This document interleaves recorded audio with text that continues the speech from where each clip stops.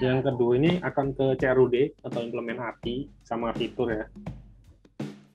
Nah, yang pertama untuk manajemen state atau use state yang menyimpan data tadi untuk halaman, kita akan belajar juga soal redact ya. Jadi redact ini seperti use state, tapi dia lebih ke arah use state-nya disimpan secara global nih. Contohnya kalau kita menyimpan contoh nama kota ya, nama kota kan nggak bakal sering berubah tuh. Kita hit sekali, kita bakal simpan selamanya. Nah itu agar di tiap halaman dia nggak perlu minta datanya lagi dan disimpan lagi, itu kita simpannya di redact nih. Jadi kalau di redact udah ada isinya ya kita baca aja dari redact, nggak usah panggil datanya. Kalau pakai use state, kita bikin use state di halaman home, di halaman berikutnya nggak bisa baca nih. Kalau ingin baca pun harus dilempar-lempar tempat terus. Nah itu lempar-lempar ini kalau dia terlalu dalam juga repot kecil. Nah source ini untuk kita fetch data ya, atau tools yang membantu kita untuk request data ke backend ya, ke endpoint. Sebenarnya JavaScript udah punya bawaannya yang JavaScript fetch. Cuma di sini kita akan mensimulasinya kan pakai Axios karena juga sering dipakai juga sih di luar sana. Terus ada installasi Postman, kita akan jelasin sederhana aja. Terus CRUD, implementasi CRUD-nya sama autentikasi atau kita login. Pengenalan redact. Nah, redact ini sama yang kayak saya belajar tadi, ini adalah state management atau yang mengelola state ya. Redact ini ibarat database di sisi front end. Ya, bisa diartikan seperti itu ya. Nah, kita bisa melakukan apapun di redact-nya, kayak kita bisa filter, insert, delete, gitu ya. Kita bisa mengisikan, kita bisa mengeluarkan. Nah, itu tidak menunjukkan database tapi store ya. Kalau biasanya nyebutnya itu store sih, store data. Kan database yang dimaksud database beneran gitu ya. Dan use state ini sifatnya dia bakal hilang ketika aplikasinya itu di close. Misal ini aplikasinya ya, kita udah nyimpen data nih. Kalau kita tutup gini aja dia nggak bakal menghapus redact. Tapi kalau kita hapus begini sampai kosong, yaitu dia redact-nya bakal hilang lagi nih.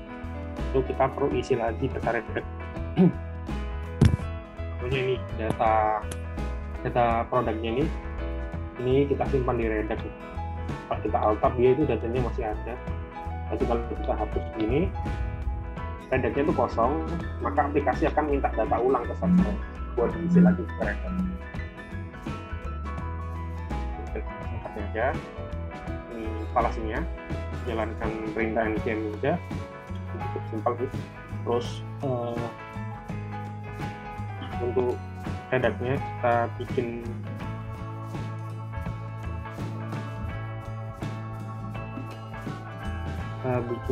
file sederhana ya, namanya redact store. Nah, kita simpannya untuk kasus ini kita simpan untuk data login ya, data user sama access token. Nah ini teman-teman bisa bikin banyak sih. Contohnya di sini set product gitu ya, atau delete product gitu ya. Cuma di sini kita simulasikannya untuk pakai simpan token aja. Ada login sama set login.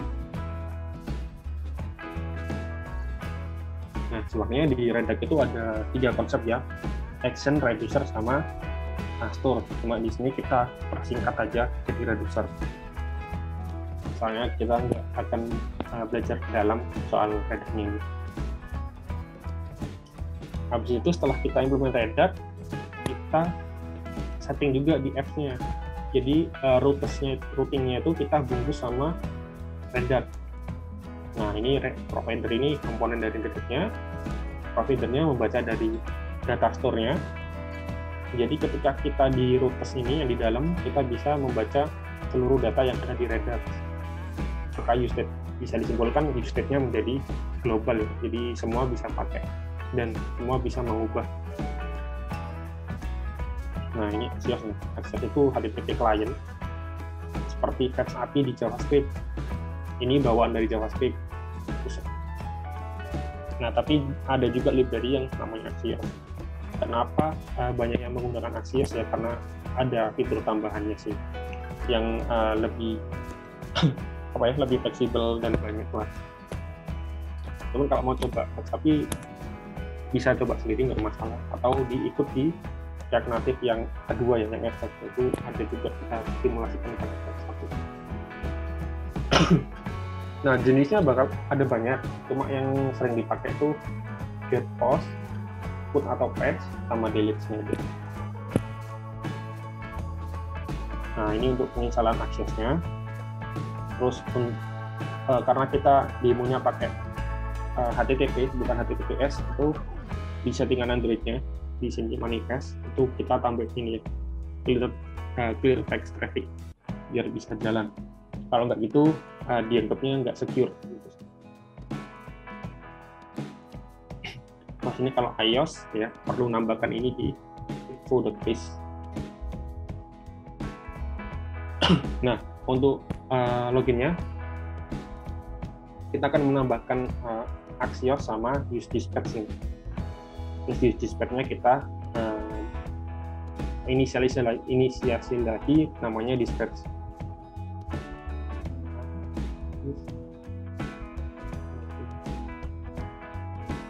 Nah, ini use dispatch sama Axios ya. Terus use dispatch di sini kita inisialisasi lagi biar lebih simpel, namanya dispatch. Nah, ini contoh penggunaan Axios.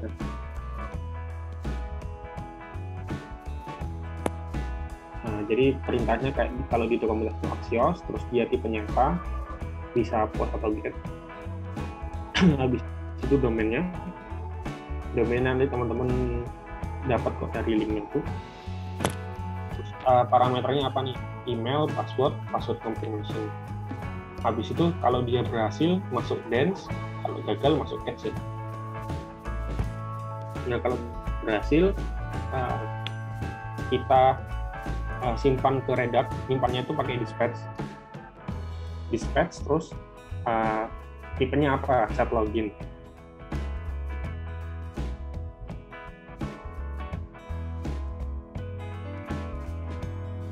Nah, perintahnya set login, terus value-nya apa? Value-nya itu data user sama access token. Dia menjalankan set login, value-nya apa? Action.value.user, action value.access token. Nah, itu ini sih, kita nyimpannya seperti ini. Sama kayak penggunaan set email sebenarnya. Cuma ketika menyimpannya kita harus pakai dispatch ini.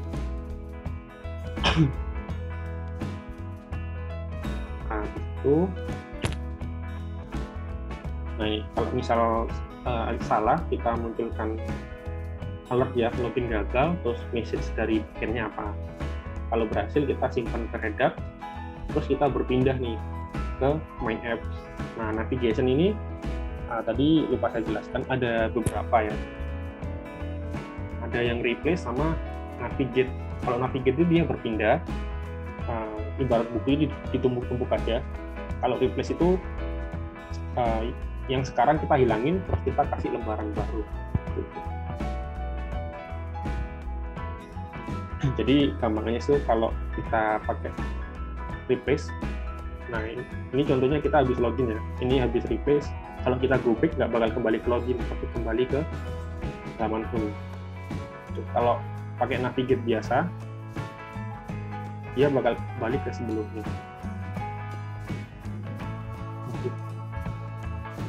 Kita kasih Postman ya. Di Postman ini kita akan demo beberapa cara pakainya aja. Contoh cara pakainya itu kita akan registrasi akun ya. Jadi di aplikasinya itu nggak ada UI registrasi. Teman-teman udah selesai mau bikin UI sendiri nggak masalah. Downloadnya dari postman.com. Nah, nanti di Postman ya, pilih menu workspace. Workspace bisa atau bikin baru nggak masalah. Terus bikin HTTP request, isikan domainnya, pilih bukti, terus kita configure hotspot. Nah, ini propertinya nih, nama, email, password, sama password konfirmasi. Ini teman-teman silakan isikan ya. Kalau password sama password Mas ini harus sama. Habis itu setelah diisi, kita bakal klik send. Nah, ini klik send yang sini, dia akan terdaftar di bawah sini.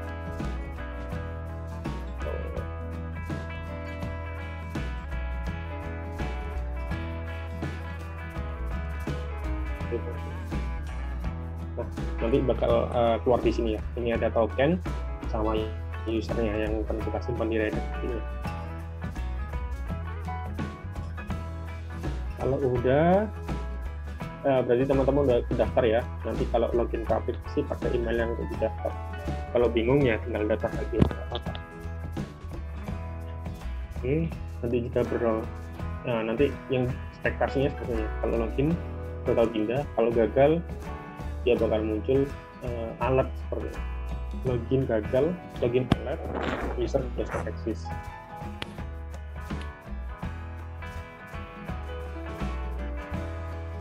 Nah, untuk implementasi loginnya kita tambahkan juga. Ini untuk kita baca data ini ya. Data apa namanya? Data di Redact. Gimana baca data dari Redact-nya? Itu pakai namanya useselector. Jadi di sini kita tambahkan useselector nantinya.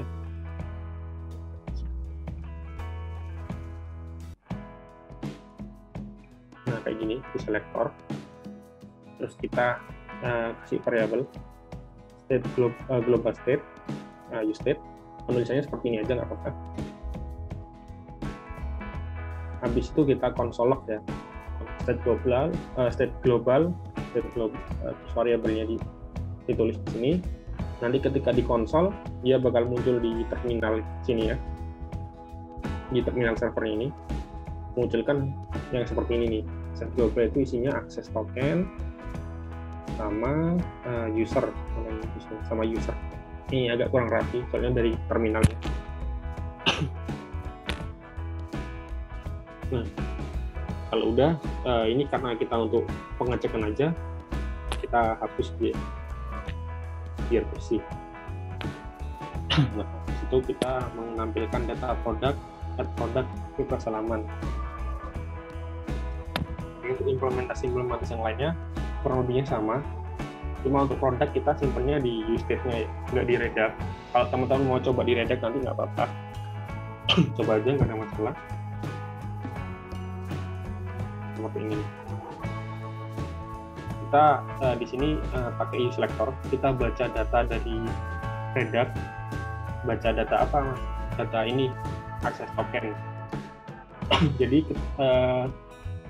kalau kita udah login nih, mau dapat data produk itu, kita selain mengklik dari endpoint-nya, kita harus menyertakan akses token nih. Itu penanda kalau kita tuh udah loginnya valid. Nanti bakal dicek sama backend, akses tokenmu ini benar, sesuai kayak kamu login, baru dia masuk dan itu berhasil. Kalau akses tokennya ngasal misalnya, atau nggak disertain, itu dia bakal dianggap gagal ya, atau autentikasi private gitu. Nah, nanti statusnya kan tadi kita isi data dummy ya, itu kita ubah aja sama data yang udah kita bikin baru ini, dari useState, namanya data. Nanti otomatis dia ngebaca dari datanya ini kalau udah ada isinya. Nah, kalau udah di sini bakal tampilnya sesuai yang kita inginkan ya. Habis itu di halaman setting add product nih. Yang add product ini kita akan implementasi API untuk kita menambahkan produk. Kita akan sesuaikan sedikit. Jadi foto yang diupload kualitasnya akan kita kecilkan 0,5. Terus kita nyimpennya dalam format bis64 ya. Bis64 itu seperti apa Mas? Bis64 itu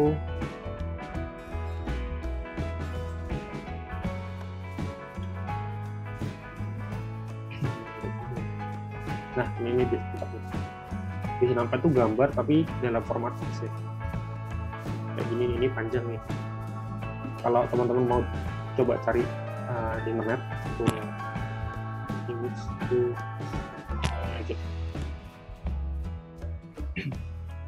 kalau mau coba dari Postman ya. Nah, tinggal di upload terus kode ini tempat ini tinggal di copy ya. Panjang biasanya bis 64. Kenapa pakai bis 64? Nggak pakai file upload biasa, karena di React Native atau di mobile apps ya biasanya tuh cara paling mudahnya pakai bis 64 karena ini endpoint-nya dikhususkan untuk mobile, jadi request-nya pakai bis 64. Itu ini kita sesuaikan juga datanya, tetap nama harga, nama barang, deskripsi harga, sama gambarnya ini bis 64-nya. Habis itu kita hitkan ke endpoint-nya ya, ke Axios. Nah, ini aksesnya beda penulisan ya, jadi ada banyak cara penulis. Kalau yang tadi axios.post, yang ini Axios, di dalamnya baru method post, di URL-nya apa, header-nya apa, datanya. Kalau udah nanti bakal ketambah ya. Selesai dulu. Nah, habis itu kita akan tambahkan reverse controller ya. Reverse controllernya apa? Itu fitur dari React Native. Ketika teman-teman pakai Flatlist dan men-setup reverse control itu ketika ditarik seperti ini. Nah, ada kayak ikon lingkaran ini. Nah, dan dia itu akan menjalankan fungsi. Kebetulan fungsinya kita isi untuk minta data produk yang terbaru nih, kayak diperbarui gitu. Nah, ini yang reverse control ya, nggak terlalu rumit sih implementasinya. Nah, kita akan implementasi yang delete juga. Jadi ketika delete produk, dia akan mendelete berdasarkan ID produknya. Nah, habis itu untuk edit ini kurang lebih sama kayak yang tambah produk. Jadi enggak seberapa jauh beda sama yang tambah produk, cuma ada beberapa pengecekan nih untuk datanya nggak boleh nol dan sebagainya. Lalu ada lockout sama pengecekan login. Jadi kalau kita belum mengimplementasi ini, ketika kita close app gini ya, klik tombol lockout, dia cuma berpindah aja nih, dia tetap bisa balik ke. Nah, itu kita set lockout. Jadi ketika dia klik tombol lockout, kita hapus redactnya yang user sama access token. Biar dia kalau ketika balik ke aplikasi, dia langsung ke halaman loginnya aja, nggak lari kemana-mana. Nah, fungsinya cuma gini aja, di halaman setting, set lockout, dia akan mereplace seluruh seluruh stacknya, jadi cuma halaman login aja. Ketika klik tombol lockout, ketika di on press ya, dia menjalankan fungsi yang terus kita tambahkan pengecekan login nih. Jadi ketika redact itu di close, ya kan, redactnya bakal kosong lagi. Jadi usernya perlu login lagi nih. Kok gitu? Harusnya kan tetap ada nih taruh login. Nah, itu kita tambahkan async storage. Kalau di website ini sama seperti cookies ya. Jadi dia bakal terus ada sampai kita ingin menghilangkannya, dia baru hilang. Jadi kita tambahkan async storage. Ini berbeda sama Redact ya, cuma sekilas emang hampir sama. Cuma kalau yang async storage ini, meskipun kita close aplikasinya, dia nggak bakal hilang, datanya masih ada. Datanya bakal hilang kalau kita memang sengaja menghilangkannya, menghapusnya. Ini kita simpan datanya. Local storage atau async storage, bebas nyebutnya. Ini untuk menyimpan datanya, mengambil datanya, sama remove datanya ya. Ini sebenarnya udah disediain dari async storage sih. Jadi teman-teman tinggal baca aja, tidak nggak masalah. Ini cara penggunaan. Store data, ini store datanya menjadi objek, ini single. Ini mengoket datanya, dan ada yang remove datanya.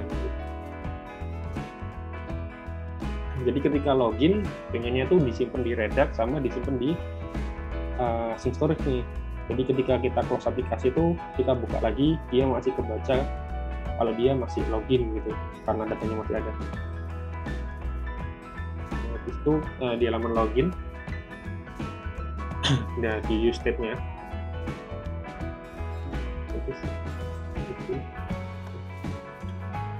nah di login ini di React ini ada React hooks ya, itu ada yang nama use state nih. Kalau use state ini untuk variabel penyimpanan, use effect ini yang ada di dalam use effect ini akan dijalankan pertama kali ketika halaman ini dibuka. Jadi ketika membuka halaman Chrome, dia akan langsung menjalankan use effect. Yang dijalankan apa? Dia akan minta data, namanya user, ke sync storage. Nah, kalau misal datanya nggak ada, misal datanya tidak sama dengan nol ya, maksudnya datanya ada, jadi dia dianggap udah login nih, terus dia dipindahkan ke halaman main app. Kalau dia datanya nggak ada, ya udah, dia bakal tetap di halaman loginnya itu sendiri. Ini yang user effect-nya. Nah, ketika dia login,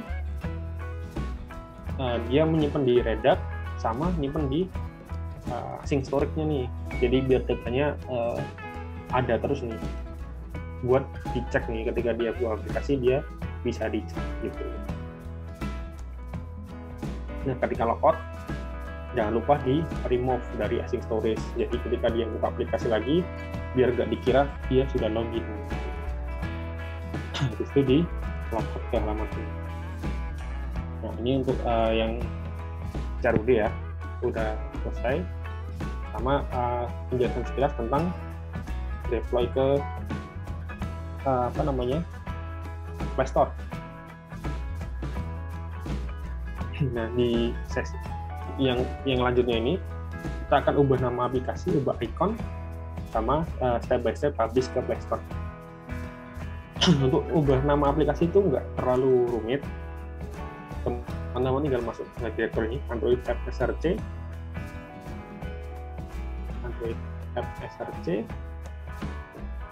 press value, domain, press value, nah di string ini. Nah, ini teman-teman tinggal ganti aja. Kalau udah diganti, jangan lupa jalankan, jangan lupa diinstal ulang ya, NPM Run Android lagi. Nah, ini setelah itu kita save, tetapi kalau kita lihat itu dia belum berubah, itu kita perlu jalankan atau install ulang kembali pakai npm run Android itu. Maka akan terlihat aplikasi kita berubah menjadi game project. Maka di sini, nah kita akan lihat dari game project.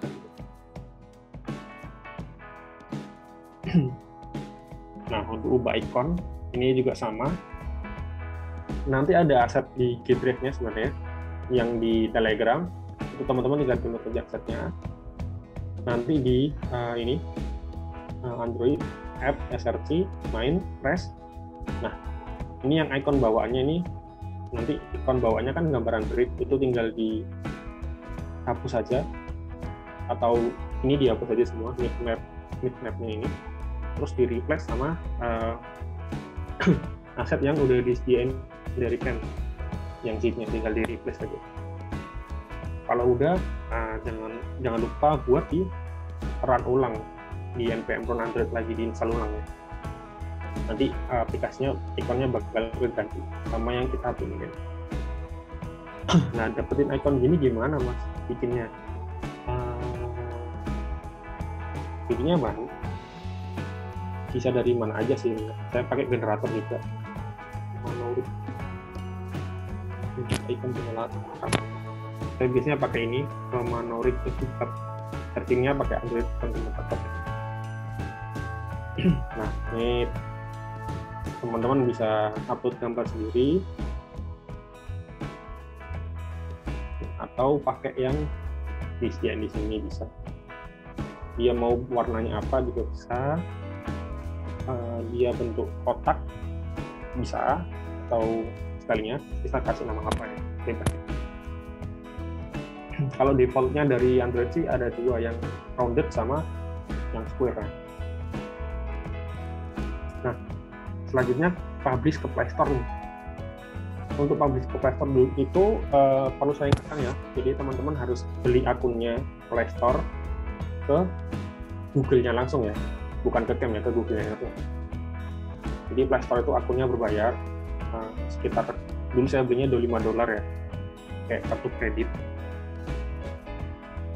Jadi kalau udah punya baru bisa lanjut ke step ini nih. Kalau belum punya, di skip aja sih menurut saya. Atau dibaca-baca juga nggak apa-apa. Jadi yang dilakukan itu dia generate upload key sama private sign-in key. Terus setting Gradle variable, nambah sign-in to Gradle, generate AAB. Bisa generate AAB atau APK ya. Bedanya data APK sama data AAB itu, kalau .aab dikhususkan untuk upload ke Play Store nih, karena file size-nya lebih kecil. Kalau .apk biasanya kita kita cetak atau generate untuk kita sharing ke teman-teman nih, tapi di luar Play Store ya. Habis itu kita upload ke Play Store. Nah, ini untuk step-stepnya bisa diikuti ya. Kita go sign key-nya dari JDK. Kalau macOS biasanya dari Java Home ya. Nah, itu di KTools kita generate kayak identitas aplikasinya, kita isikan contohnya di sini last name-nya Ken, data-data dari aplikasi Ken-nya ya. Habis itu data dari yang kita generate ini kita simpan baik-baik di Java Tools-nya atau kita simpan sendiri ya. Karena itu bersifat seperti expired atau lisensi. Jadi setiap validity 1000 ini, saya lupa 1000 ini 1000 hari ya. Iya, 10.000 hari. Jadi ketika 10.000 hari itu harus di-generate lagi gitu untuk memperbarui ya. Dan ini juga bertujuan untuk memvalidasi kalau ini aplikasi milik kita nih. Jadi kalau orang lain upload itu akan dianggap nggak sah. Nah, untuk step-stepnya bisa dibikin. Ini ada contoh dari Windows nih. Nah, nanti akan kita ubah juga di Android Gradle ya, settingannya. Ini kita sesuaikan sama KTools yang kita cari tadi. Terus di Android App Build Playlist, Android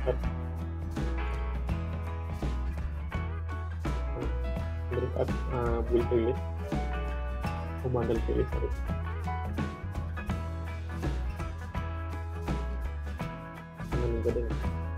Lihat bundle playlist itu kita akan setting sedikit ya.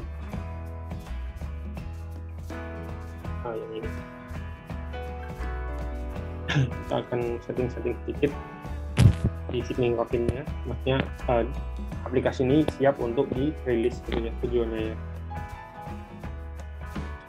Setelah itu kita matikan versi debug-nya, kita nyalain yang versi rilis ini. Di komen aja, terus ditambahin lagi ke atasnya 30.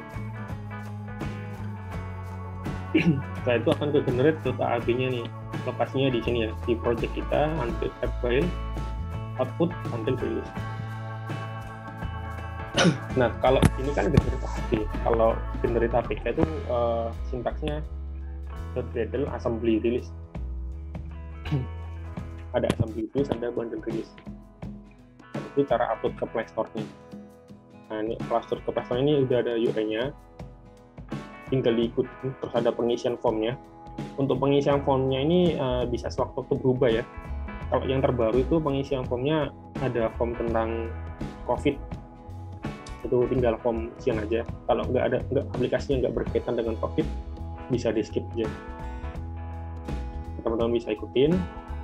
Nah, di sini nanti teman-teman disuruh mengisi aset ya. Asetnya juga disediain dari JDK, jadi nggak perlu bingung. Habis itu klik release ya. Nah, ini teman-teman bisa ikutin. Nanti setelah rilis itu akan nunggu beberapa hari. Biasanya kalau rilis pertama agak lama, 4 sampai seminggu gitu. Tergantung ya. Kalau corona itu agak lama. Kalau udah pernah rilis sekali terus cuma update, biasanya 1 hari 2 hari. Nah, ini untuk dashboard Play Store ya contohnya ya. Nah, ini yang udah M404 rilis ya. Ini kebetulan pakai akun investor pribadi saya sih. Teman-teman bisa kita download dari M Project. Ini yang aplikasinya sama kayak yang teman-teman lihat tadi yang di sini ya. Mungkin Kak Adit ada yang ingin disampaikan ke teman-teman mungkin sebelum sesinya ditutup?